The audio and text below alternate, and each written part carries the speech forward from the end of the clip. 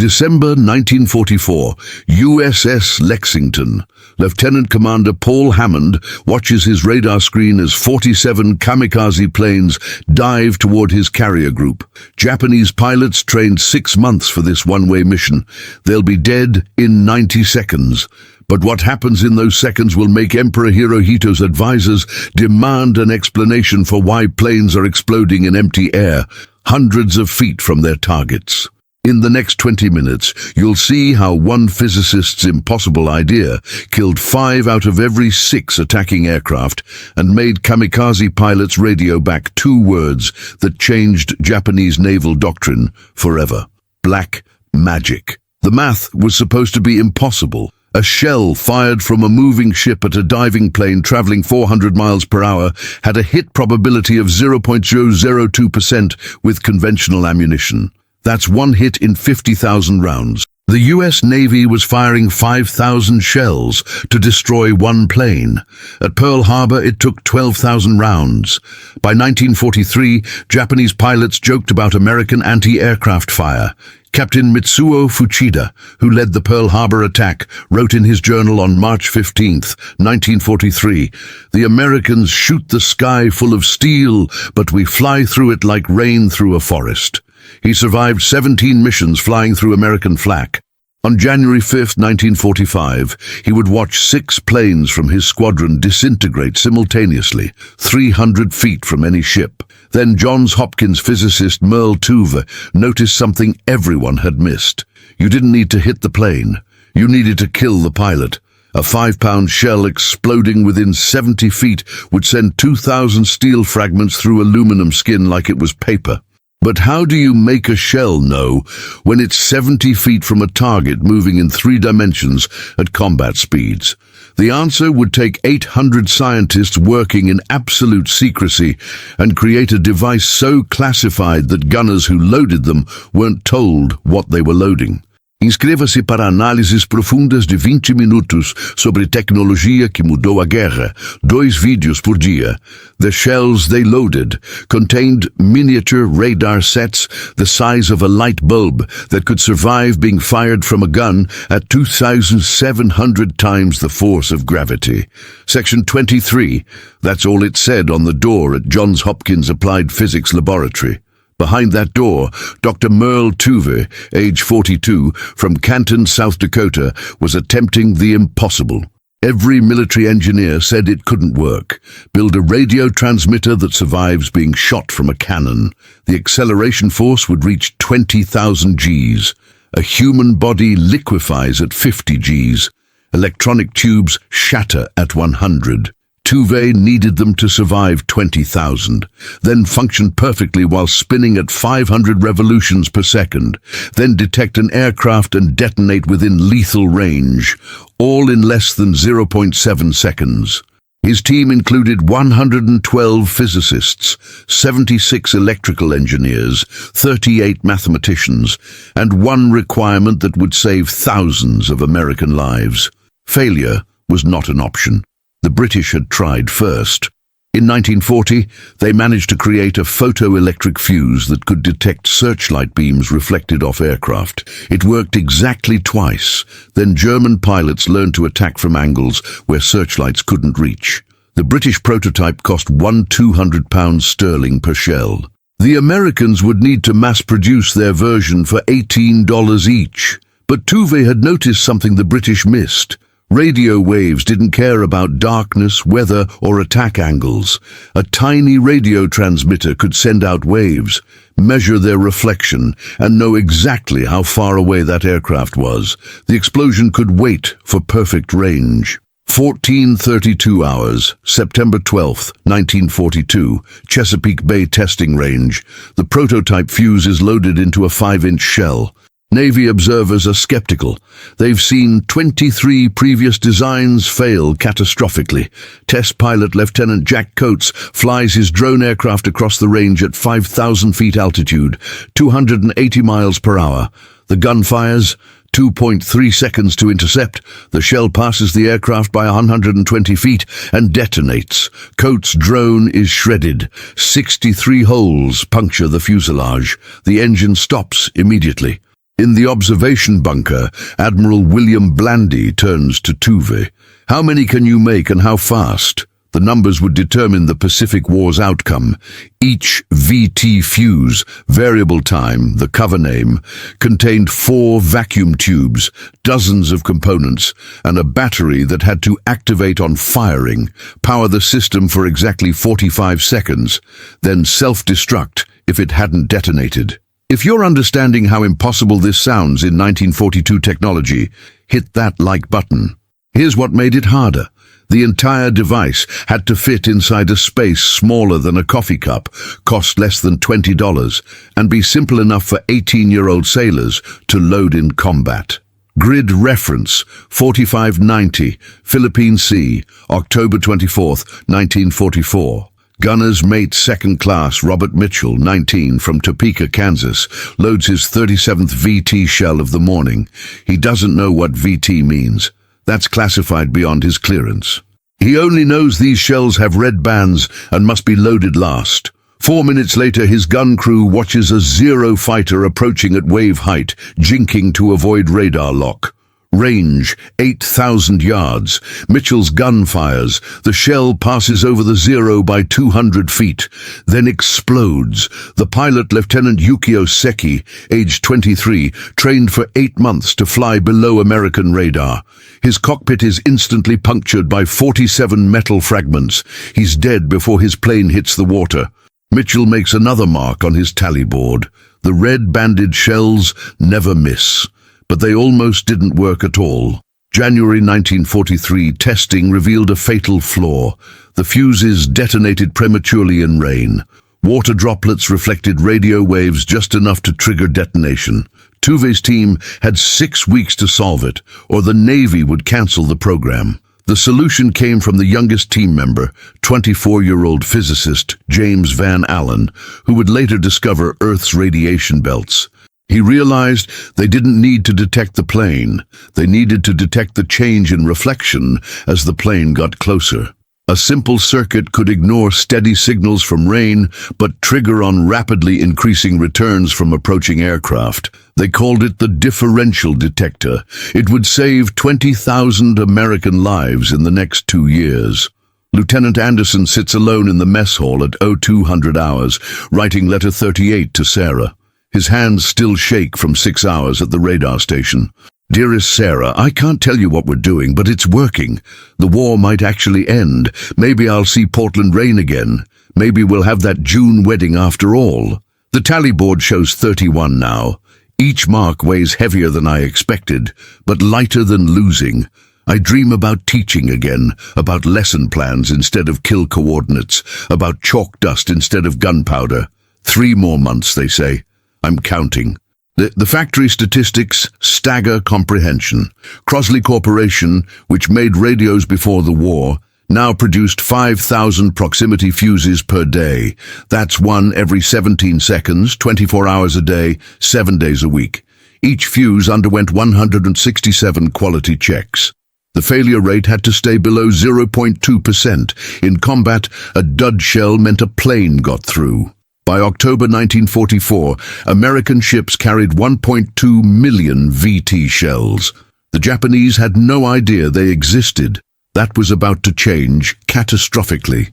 Commander Rikihei Inoguchi, Japanese Navy intelligence, reads the first reports from surviving kamikaze pilots on November 29, 1944. He doesn't believe them.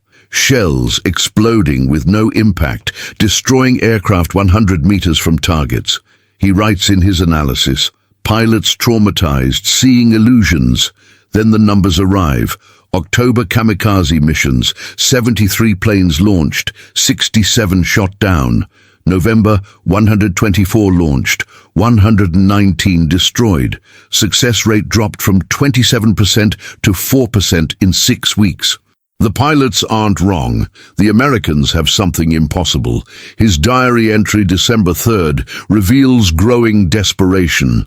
Whatever this weapon is, we cannot counter it. Suggest immediate tactical revision. Tell me in the comments, would you fly a mission knowing there's a 96% chance you'll explode before reaching your target? Operation Tengo, April 1945. The Japanese Navy's last desperate thrust. Admiral Somu Toyoda sends 355 kamikaze aircraft toward Okinawa in 10 waves, the largest kamikaze operation of the war. Wave 1 launches at dawn, 47 aircraft. Lieutenant James Anderson, 24, from Portland, Oregon, former high school teacher, mans the radar director on USS Missouri. He's engaged to Sarah Mitchell back home, has written 37 letters in 3 months. She's received none due to Navy censorship. His tally board shows 31 marks, each mark 1 kill. Each kill, 1 fewer letter home he'll ever finish. He watches Wave 1 approaching on radar, range 32,000 yards and closing at 320 miles per hour. The fleet opens fire at 18,000 yards with VT shells. In 90 seconds, 43 of 47 planes are burning wreckage in the ocean. The 4 survivors radio back to base before attempting their dives. The transmission, intercepted by American intelligence, contains 2 words that will reach Emperor Hirohito himself: Kuroi Maho, black magic. Here's what those pilots experienced in their final moments. Flying at 280 miles per hour, 500 feet altitude, jinking constantly to avoid radar lock. Suddenly, empty air explodes. No shell visible, no tracer to dodge, just detonation in clear sky. Shrapnel tears through aluminum, fuel tanks rupture, controls snap. The plane ahead disintegrates. Nothing hit it. The plane behind erupts in flames 200 feet from any ship. You're flying through invisible death that knows exactly where you are. Your 6 months of training prepared you for gunfire you could see, impacts you could avoid. Not this. The shells know where you'll be before you do. Wave 2 launches at 0730, 52 aircraft, 49 destroyed. Wave 3 at 0815, 61 aircraft, 59 destroyed. By noon, Admiral Toyoda receives the reports. His response, recorded in the official war diary: continue attacks with remaining forces. Wave 4 launches at 13. Not 1 plane survives to report back. Lieutenant Anderson hasn't moved from his station in 6 hours. His throat is raw from calling coordinates. His hands shake from exhaustion. Letter 38 to Sarah sits unfinished in his quarters. Dearest Sarah, I can't tell you what we're doing, but it's working. The war might actually end. Maybe I'll see Portland rain again. Maybe we'll have that June wedding after all. The tally board shows 44 now. Each mark weighs... He never finishes the sentence. Wave 5 is incoming. The physicist who created this impossible weapon is 3,000 miles away in Maryland. Merle Tuve doesn't know that today his fuses will destroy 348 aircraft, saving 8,000 American sailors. He's solving the next problem: German V-1 flying bombs threatening London. The proximity fuse works against those too, when the British finally get permission to use this ultra-secret American weapon. But Tuve keeps 1 photograph on his desk. His nephew, Ensign Gordon Tuve, killed when a kamikaze hit USS Nashville before VT fuses were deployed to his sector. The inscription reads, "Too late for Gordon, on time for thousands of others." Japanese Naval Headquarters, April 8, 1945. Admiral Toyoda convenes emergency tactical meeting. The Tengo operation results are catastrophic. 355 aircraft sent, 348 destroyed, 7 hit targets but caused minimal damage. The mathematics of death have reversed completely. Before VT fuses, 50,000 rounds per kill, 27% mission success. After, 200 rounds per kill, 3% mission success. Captain Mitsuo Fuchida, the same officer who joked about American anti-aircraft fire in 1943, delivers his report: the Americans possess a weapon that detonates shells by proximity to aircraft. Range appears to be 20 to 30 meters. No countermeasure exists. The room falls silent. The divine wind has been stopped by American physics. Grid, 1972. 15:47 hours. Gunner's mate Mitchell watches the last wave approaching, 23 planes in loose formation. His gun crew has fired 312 VT shells today. He loads number 313. The lead Zero suddenly climbs, trying to gain altitude for a steeper dive angle. Mitchell's gun tracks upward. Fire. The shell passes beneath the Zero by 150 feet and detonates. The pilot, Lieutenant Kenji Yamamoto, age 22 from Nagoya, feels the aircraft shudder. He looks down to see blood spreading across his flight suit. 54 metal fragments have penetrated the cockpit floor. He has 12 seconds of consciousness left. His final radio transmission, recorded by American intelligence, cannot see. Aircraft failing. Black magic is real. Tell my mother. The transmission ends. The physicist who created this impossible weapon is 3,000 miles away in Maryland. Merle Tuve doesn't know that today his fuses will destroy 348 aircraft, saving 8,000 American sailors.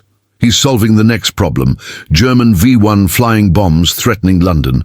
But he keeps one photograph on his desk. His nephew, Ensign Gordon Tuve, killed when a kamikaze hit USS Nashville before VT fuses were deployed to his sector. The inscription reads, "Too late for Gordon, on time for thousands of others." Every morning at 0600, Tuve looks at Gordon's photo, then returns to his calculations. The math that saves lives is powered by the memory of one that couldn't be saved. We're approaching the most impossible part. The moment that changed warfare doctrine forever. If you're still watching after 15 minutes, you're about to see the exact moment Japan realized the war was mathematically unwinnable. April 12, 1945, 5 days after Tengo's failure. Emperor Hirohito receives a report that will influence his decision to surrender 4 months later. It reads, in part, "American defensive capabilities have advanced beyond our comprehension. Kamikaze tactics, our most desperate measure, achieve less than 5% effectiveness. Conventional attack is impossible. The enemy possesses a proximity weapon that eliminates traditional air assault advantages. Recommend immediate investigation of negotiated peace." The proximity fuse didn't just shoot down planes. It shot down Japan's last hope of negotiating better surrender terms through military success. But here's what the Japanese never learned during the war. They had helped create their own destruction. In 1937, Japanese agents stole British radar research from Singapore. That theft prompted the British to accelerate radar development, which they shared with America in 1940.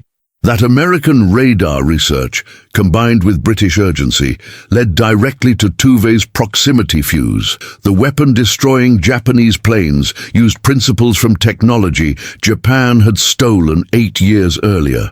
The black magic was born from their own intelligence coup. The numbers tell the final story. Pacific Theater, January to August 1945. 12,000 proximity fuse shells fired in combat. 2,400 enemy aircraft destroyed. American ships saved, estimated 175. American lives saved, estimated 20,000 to 25,000. Cost of proximity fuse program, $1 billion. Cost per American life saved, $40,000. In 1945 terms, that's the price of 3 suburban houses to save 1 sailor, pilot, or Marine. Admiral Willis Lee would later testify to Congress. No single development since radar itself had more influence on naval warfare outcomes. Lieutenant Anderson makes it home to Portland in September 1945. His tally board final count, 47. He marries Sarah Mitchell on June 15, 1946, exactly as planned in his unfinished letters, but he never talks about the war until 1977, when his grandson asks about the medal in the attic. Anderson's response, recorded by his daughter, "We had a secret weapon. It turned their courage into statistics. 47 marks on a board. 47 men who believed they were dying for their emperor. They never knew what killed them. Sometimes I wish they had. Death deserves understanding, even enemy death." Dr. Merle Tuve never seeks recognition for creating the proximity fuse. When awarded the Medal for Merit in 1946, he refuses to attend the ceremony. His only public statement, "Science won. Young men on both sides lost. Let's be precise about what we're celebrating." He returns to pure physics research, discovers evidence of the Earth's magnetosphere, and dies in 1982. His obituary mentions the proximity fuse in one sentence. His personal papers, donated to Johns Hopkins, contain 2,000 pages of calculations and one handwritten note. Gordon would be 58 this year. Still too late. The last surviving kamikaze pilot to face VT fuses, Kenichiro Unuki, is interviewed in 2006. Now 81, he recalls his failed mission on April 6, 1945. "We were told Americans were cowards who relied on technology instead of spirit. Then their technology turned our spirit into vapor. Shells exploded where shells shouldn't explode. Empty air became deadly. We called it kuroi maho, black magic, because we had no words for being killed by invisible mathematics. I survived because my engine failed 5 minutes from target. The shame saved my life. The proximity fuse saved my enemies. Both were kinds of mercy. Here's what changed forever. Before proximity fuses, air defense required visual contact, accurate prediction, and lucky timing. After, the shell itself became intelligent, making its own kill decision in fractions of seconds. This principle, smart weapons that think faster than humans, defines every modern conflict. Today's missiles that chase targets, adjust course mid-flight, and select optimal detonation points all descend from Merle Tuvey's impossible idea that shells should know when to explode. The classified documents, released in 1976, reveal one final detail. The hardest part wasn't making the fuse work. It was keeping it secret. 100,000 Americans worked on proximity fuse production. Not one leaked its existence to Axis powers. Factory workers thought they were making improved timers. Sailors thought VT meant variable time. Even gunners shooting them didn't know shells were thinking 70 feet ahead of aircraft. The secret held from 1942 to war's end. In intelligence terms, that's the most impossible achievement of all. Captain Mitsuo Fuchida, who led Pearl Harbor's attack and survived to see proximity fuses destroy his doctrine, writes in his 1951 memoir, "We prepared for warriors and met scientists. We brought swords to a physics fight. The Americans didn't defeat our pilots. They made piloting irrelevant. When empty air can kill you with mathematical precision, courage becomes coincidence. We laughed at their poor shooting in 1943.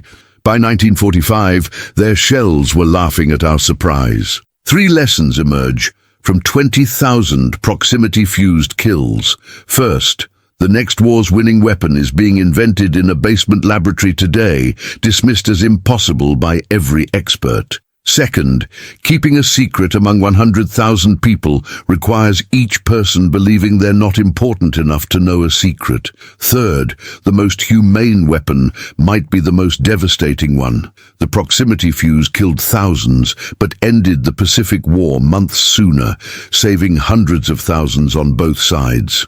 April 7, 1945.